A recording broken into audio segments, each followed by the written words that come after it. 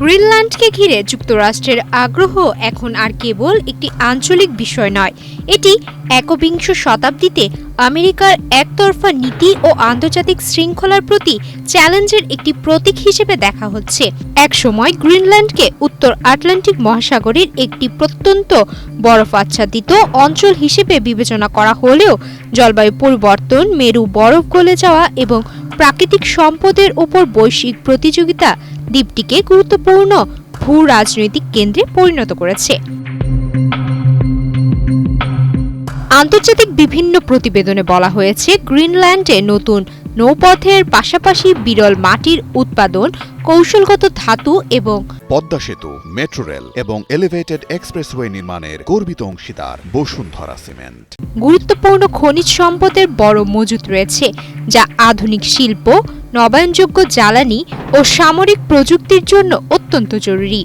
এই প্রেক্ষাপটে গ্রিনল্যান্ড নিয়ে ওয়াশিংটনের মালিকানা বা অগ্রাধিকার সংক্রান্ত বক্তব্য ইউরোপ জুড়ে তীব্র সংবেদনশীলতা তৈরি করেছে। ডোনাল্ড ট্রাম্প প্রশাসনের পক্ষ থেকে গ্রিনল্যান্ডে বিশেষ প্রতিনিধি নিয়োগের সিদ্ধান্ত কূটনৈতিক অঙ্গনে বিস্ময় সৃষ্টি করেছে।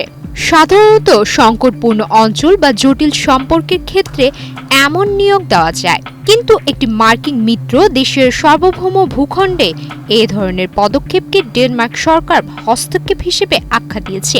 বিশেষ প্রতিনিধির প্রকাশ্য বক্তব্যে গ্রিনল্যান্ডকে যুক্তরাষ্ট্রের সঙ্গে যুক্ত করার ইঙ্গিত ওয়াশিংটনের উদ্দেশ্য নিয়ে সন্দেহ আরও ঘনীভূত করেছে। ডেনমার্ক সরকার স্পষ্টভাবে জানিয়েছে, গ্রিনল্যান্ড বিক্রির জন্য নয়। ইউরোপীয় ইউনিয়নের দৃষ্টিতে বিষয়টি কেবল একটি দ্বীপ নয়, এটি সার্বভৌমত্ব, আন্তর্জাতিক আইন এবং শক্তি প্রয়োগের মাধ্যমে সীমান্ত পরিবর্তনের বিরোধিতার প্রশ্ন। ইউরোপীয় নেতারা আশঙ্কা করছে, আজ গ্রিনল্যান্ডে চাপ প্রয়োগ হলে ভবিষ্যতে তা অন্য দেশে বা অঞ্চলেও প্রয়োগ হতে পারে।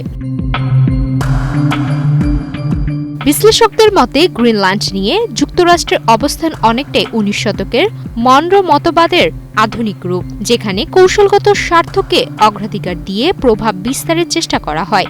যদিও যুক্তরাষ্ট্র নিরাপত্তা ও অর্থনৈতিক সহযোগিতার কথা বলছে, ইউরোপের মতে প্রকৃত চালিকা শক্তি হল গ্রিনল্যান্ডের মূল্যবান প্রাকৃতিক সম্পদ।